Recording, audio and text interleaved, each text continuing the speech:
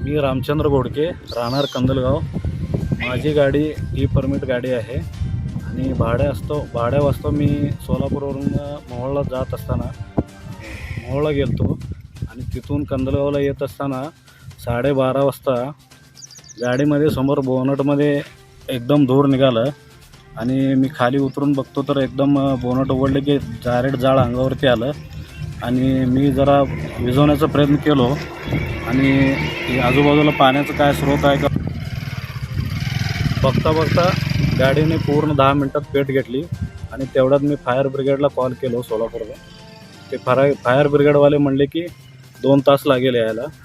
ठीक आहे, चालतं आहे म्हणलो मी. आणि नंतर पोलीस प्रशासनाला पण कॉल केलो आणि पोलीस प्रशासन मंद्रुपचे डायरेक्ट लगेच घटनास्थळी पोच झाले आणि मी इकडं तिकडं सगळं प्रयत्न केलेला आहे. मान्य आपले गावातल्या गावकऱ्यांना पण बोलून